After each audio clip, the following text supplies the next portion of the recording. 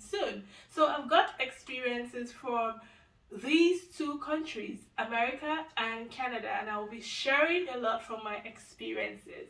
So today I'm just going to keep it crisp and short.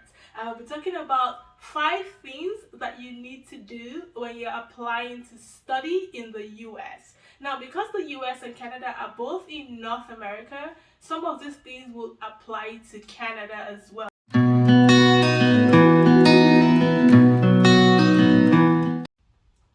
Hello everyone, welcome to my YouTube channel. If you're new here, it's a pleasure to have you. Welcome. If you're a returning subscriber, thank you for returning. I'm so happy that you have returned.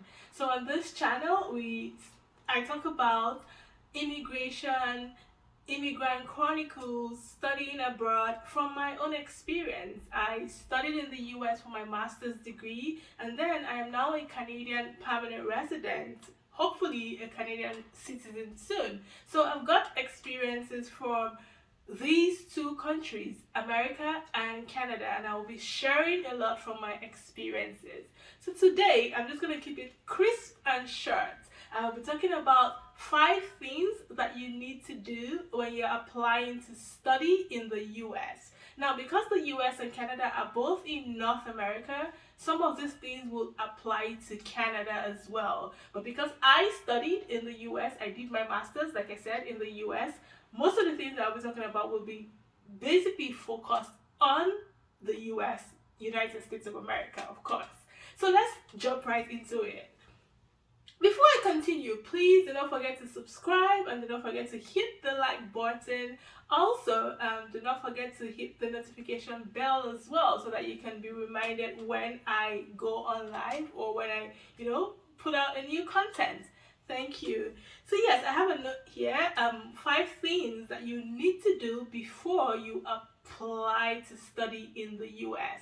The first one is you need to search for STEM programs. I am going to emphasize on STEM programs because STEM programs will give you an easy transition in the US. STEM programs are science, technology, engineering, mathematics. If you would like to know, more of these programs, I think I will drop the link to STEM programs in just below in the caption. I will drop the link. You could also just Google STEM programs in the US. There are a bunch of programs under the body STEM, which is science, technology, engineering, and mathematics. I know a lot of you will be running away from science, technology, and engineering, mathematics programs. But the reason why I'm emphasizing on STEM programs is because when you go to the US and you study, like you enroll in a program, a STEM program, you've got 3 years after your studies to work. So 3 years of OPT, what we call optional practical training. That is what America gives you as a graduate to work, to be able to work in your field of study. So for people who enroll in STEM programs, they get 3 years of OPT, 3 years of work permit to work in their field of study. But if you do not enroll in a STEM program, you get just 1 year. I'm sure you would like to have 3 years when you graduate from school. So yes, you want to look at STEM programs, and you can look for a STEM program that goes in line with what you've done in the past.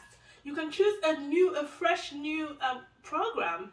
I'm sure that you would do well. If you're a Nigerian, if you're African, I'm sure that you would do exceedingly well, excellently, because you're coming from Nigeria where you do not have as many resources as you have in the US, and then you survived, you thrived, you got distinctions, you got A's. In America, you have a lot of resources to help you get all the good grades that you should be getting. The second point is when you go online, you have to, after you have narrowed down on the STEM program that you'd like to study, you have to check for schools that offer the program. So for example, you just have to go on Google. If you're interested in technology management, for example, all you need to do is you go search what schools offer technology management. You know, a lot of schools will come up. When you look at the schools, you look at the acceptance rate of the school, you look at how many, the graduation rates, and then when you narrow down on 5 schools that you would like to go to. Now, bear in mind that you should choose some top schools. Yes, you check their ranking as well, but you should also choose a school that has a high acceptance rate, especially for international students. When you narrow down on 5, I always advise people to apply to at least 5 programs and 5 schools. If you can and you have the money to pay for the application fee, please do more. The more you apply to, the more your chances of getting admission. So yes, when you narrow down on the schools that you want to go to, or you would like to attend, then you go to their website, check their website, check for the financial aid department on their website, check for the international students department on their website, check for the admissions department on their website. Check for these 3 departments and check for their email addresses, check for their phone numbers as well. When you check for their phone numbers, give them a call. Just give them a call and say, hello, my name is Malobes. I am an intending international student at your school. I would like to know if you have any funding opportunities for an international student like myself. Or you can say, I would like to know what funding opportunities you have for international students like myself. I assure you that they will give you the right information. If they do not have the right information, they will refer you or point you in the right direction. You could also ask them the scholarships opportunities that they have for you as an intending international student. They will definitely point you in the right direction. Number 3 thing that you should do is, if you are a graduate student, or if you're going to be a graduate student, that is, you are done with your bachelor's and you've applied for a master's program, please call the department that you're interested in. For example, if you're interested in getting an MBA like myself, call the College of Business or the School of Management that is offering that course or that program that you're enrolling in. Look for their number on the website. Call them and say, hello, my name is Malobes. I'm an intended international student in your department. I would like to know if you've got graduate assistantship positions for me. They may not have at the moment, like at the moment you call, but if they do not, they will point you in the right direction. They will tell you that they will get back to you. So you want to get schools and departments that offer graduate assistantship. I'm just going to say something briefly about graduate assistantships. So graduate assistantships are like student opportunities, student working opportunities, where you work with professors in your department or other departments. So you can work and then get paid. Some schools give you funding, full funding, like you wouldn't pay anything in tuition for if you're a graduate assistant. Some schools give you half tuition, so they waive half of your tuition for you if you are a graduate assistant. So what you do basically, some people are graduate research assistants, some people are graduate teaching assistants, some people are graduate assistants. For graduate research assistants, in some schools you help professors do their research. You even publish some articles with them if they would let you. For graduate teaching assistants, you help professors teach some students. Like if some undergraduate students, you help them teach. For graduate assistants, you help professors. I was a graduate assistant in the College of Business of the school that I graduated from in the US. The school is Texas Women's University for those who are interested. Yes, so I was a graduate assistant in the College of Business of Texas Women's University, and all I did was grade students' homework.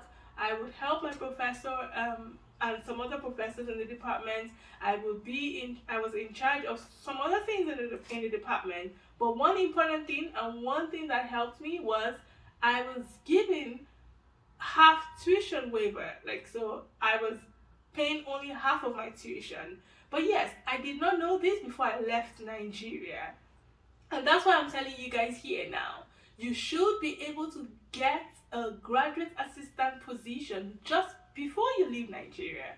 It will help you a lot. I did not know that before I left Nigeria. And so when I got to America, I paid for tuition for almost 2 years of studying. My program was for 3 years. So for almost 2 years, I paid the full tuition.